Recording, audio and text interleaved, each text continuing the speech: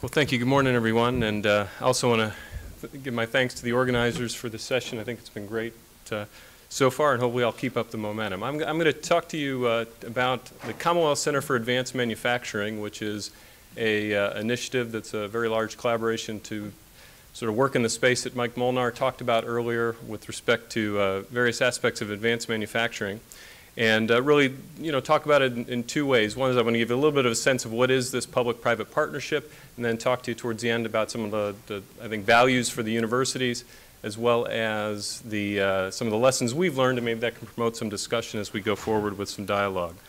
It was great to see that Mike Molnar spoke earlier, because he really presented the motivation for the work that we've been doing over the last several years in developing this initiative, all the discussion associated with building up advanced manufacturing in a region, job creation, all that really was on our minds as NCCAM, as we call it, the Commonwealth Center for Advanced Manufacturing, was developed over the last few years. Just to give you a sense of what NCCAM is, NCCAM is a collaborative public-private partnership between industry, academia, and government. I'll give you a sense of the various investments that have been made by those groups in a few minutes, but it really is already a public-private partnership that's working in the area of advanced manufacturing. The picture that you're seeing is NCCAM. The NCCAM building was completed last September after about a year of construction, and I want to give you a sense of where it is. Before I do that, I did want to acknowledge that this really has been a significant collaborative partnership, and I want to acknowledge our other university partners in this effort. Keith Williamson, I don't know if Keith is here, but he's the Dean of the School of Engineering, Sciences and Technology and the Virginia State University. He's one of the university partners and the NCCAM board member that represents VSU. I really want to thank Barry Johnson, the Senior Associate Dean at the University of Virginia in their School of Engineering and Applied Sciences. Barry's been really involved in this partnership from day one, 6 or so years ago, and really has guided a lot of the development of NCCAM, and he was actually the founding chair of NCCAM's board of directors. And then you can see me down at the bottom. First of all, where is NCCAM? Well, it's located about 120 miles south of here. It's about 20 miles south of the state capital, Richmond, Virginia. I put this up to give you a sense of where it is located in the state, but also to highlight the fact that NCCAM, as you saw a few minutes ago, is a location. It's a separate location that's not co-located with any one of the partner universities. VSU is about 5 miles away from NCCAM, but as you can see, Charlottesville is about a 2-hour drive. The University of Virginia, Virginia Tech's a little further, and Blacksburg, our main campus, about 3.5 hours away. So NCCAM really is a separate location, a separate facility that, while obviously we work very closely with the universities, it's not co-located with any one of our campuses. Now you might ask, well, why was NCCAM placed there? Well, as I'll talk about in a minute, NCCAM is the result of a significant economic development partnership for the Commonwealth of Virginia. And it really came out of that economic development initiative. And the NCCAM's location is on a 1,000-acre plot of land that was donated to Rolls-Royce North America to provide a location for their first greenfield manufacturing facility in North America. And so the diagram that you see there is a schematic of that donation to Rolls-Royce. And NCCAM is located at the front door of this Cross Point campus. And Cross Point campus now contains the first Rolls-Royce manufacturing facility. It's a turbine disc facility. It's about 1.5 miles away from NCCAM. Rolls-Royce announced about 6 months ago that they were beginning construction on their second manufacturing facility on this campus. And they've also been co-locating suppliers on this campus as well. And so NCCAM is located already in what's becoming a regional hub of manufacturing for this region. And I had to add our own pictures of President Obama coming last March. President Obama made the NNMI announcement at the Rolls-Royce factory, which is on the NCCAM, or I'm sorry, the Cross Point campus. And I was told that they did allow him to touch things, and he enjoyed looking at the turbine discs that were being built. And obviously he announced the NNMI partnership at that event last March. NCCAM's focus is to accelerate the development of production-ready technologies for its corporate members. And I wanted to highlight this by putting up all the current members of NCCAM. You can see the companies that are listed up here. Each one has signed the member agreement for NCCAM. We don't have time today, but NCCAM has a complete governance structure, a board of directors, more legal agreements than you ever want to know about that took a long time to develop, but all that's been developed, and all the companies on here have signed up to be part of that, part of NCCAM. And you can see many companies you're familiar with: Siemens, Rolls-Royce, Canon has got significant manufacturing in Virginia already, and some other companies that are obviously very large but maybe have less name recognition. Sandvik Coromant makes machine tools. Chromalloy does work on turbine blade refurbishment. All these companies have signed up to be members of NCCAM. If you give you a sense of the investment that these companies have made in NCCAM, the top tier membership in NCCAM is about $3 million over 5 years. And that's a mixture of cash, in-kind support, and also personnel support for NCCAM. The top members of NCCAM, what we call the organizing industrial members, are required to put a person in NCCAM as part of their membership agreement. And so I tell you that to give you a sense of the type of investment that these companies are making at the top tier for NCCAM membership. At the other tiers, the membership fees go down to about $500,000 over 5 years. And as you can imagine, the type of interactions that those lower tier companies have in NCCAM is much different than the top tier membership of NCCAM. And so, like many consortia, or like many of the groups that you're familiar with, we've got a graduated membership level, and that's been very effective in terms of bringing in different types of companies, small, medium, large, into the partnership.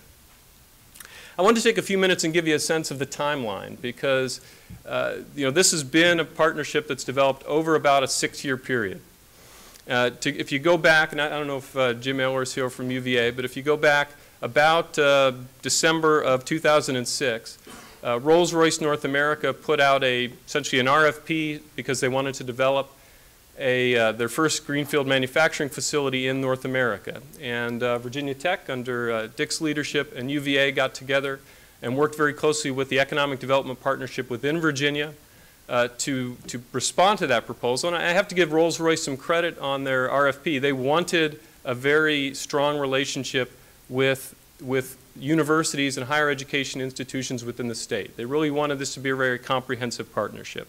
And about a year later, Rolls-Royce announced that Virginia had been chosen as the location for this manufacturing facility. And there's a picture of then Governor Tim Kaine. Now he's the senator from Virginia, one of the senators from Virginia. Governor Kaine announced the Rolls-Royce partnership.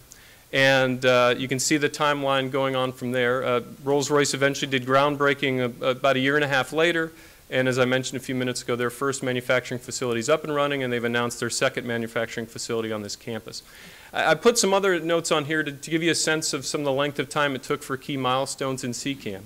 Once the announcement was made regarding this economic development partnership, it took about 18 to 24 months to develop the membership agreements associated with NCCAM. And that was just working between the two universities at the time. Virginia State joined a little bit later, and Rolls-Royce. And so there was a significant effort up front to work out many of the issues associated with how the member agreements were going to be developed, IP issues, et cetera, the issues that you're all very familiar with. It took 18 to 24 months to get those initial negotiations completed.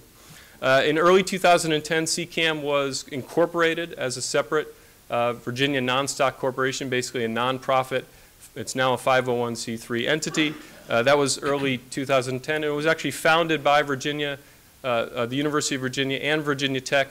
Those organizations founded the 501c3 as a part of the development of NCCAM. And then it was about a 12 to 15-month period where we recruited the next 7 top-tier members of NCCAM, companies like Canon, companies like Siemens that you saw earlier. So again, give you a sense of the timeline. It took a year or more to do that recruitment strategy.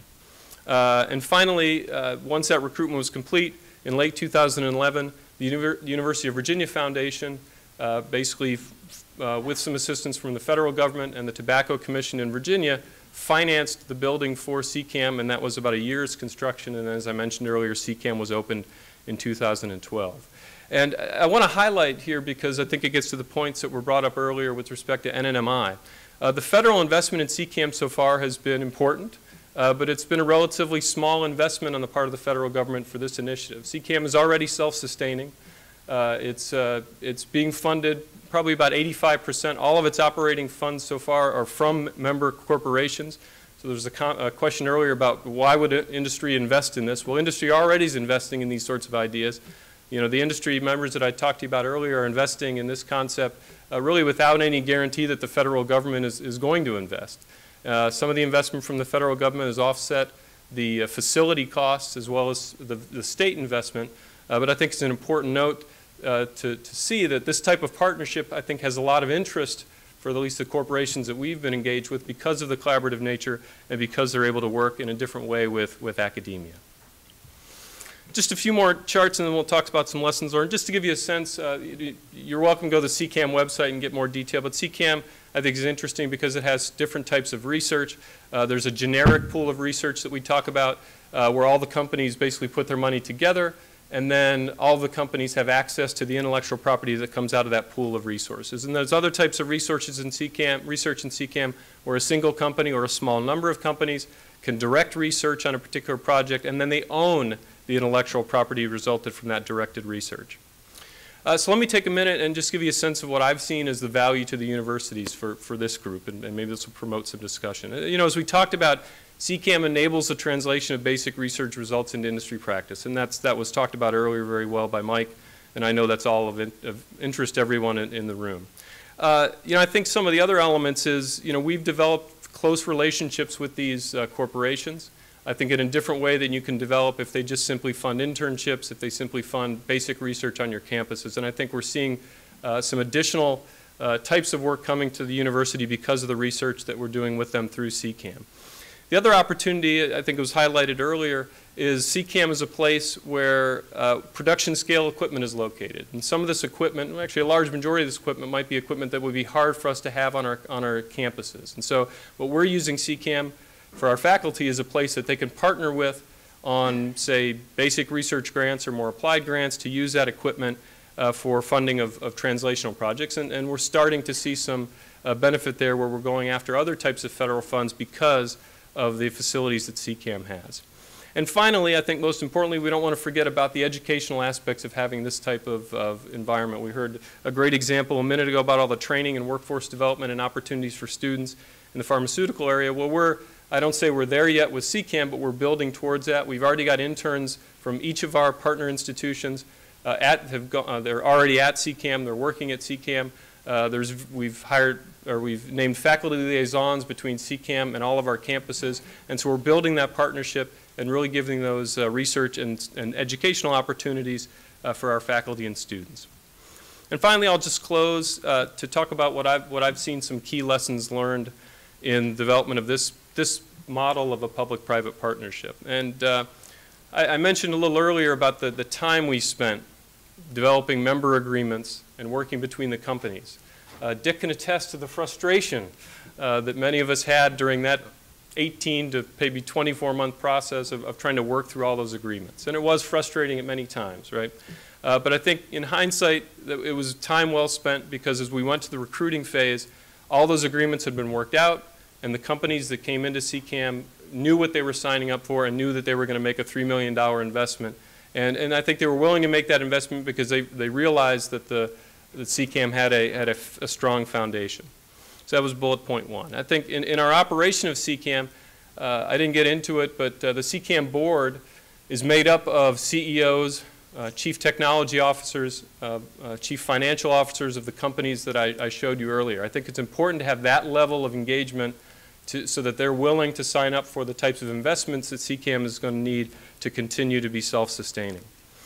But a point, I think, the bullet three is, you know, all that the 24 months of developing those partnerships was critical, but as we started recruiting members, we found that new members had maybe a slightly different take on what they wanted and what their interests were. So although we had invested that time and done a very good job of developing very strong agreements, we had to be flexible as we were recruiting members because I think some members wanted a little bit of a different, some different interactions with NCCAM, and so even though we had a good foundation, we needed to be flexible, and that was important in terms of growing the center.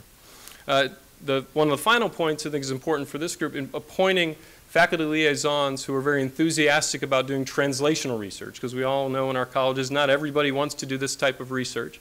but appointing faculty liaisons on our campuses who want to interact with a corporation like NCCAM and link that research center back to campus has been very important. And all the universities have done that, and that's been very successful. And the final point, I think, is just to reinforce what was talked about earlier. Really, this is a comprehensive partnership. The state and the local government have also invested, and I think that comprehensive investment by a number of different stakeholders makes me feel confident that NCCAM is going to continue, because a lot of groups at the local, state, and also within the corporations, within the universities, are taking ownership of this concept.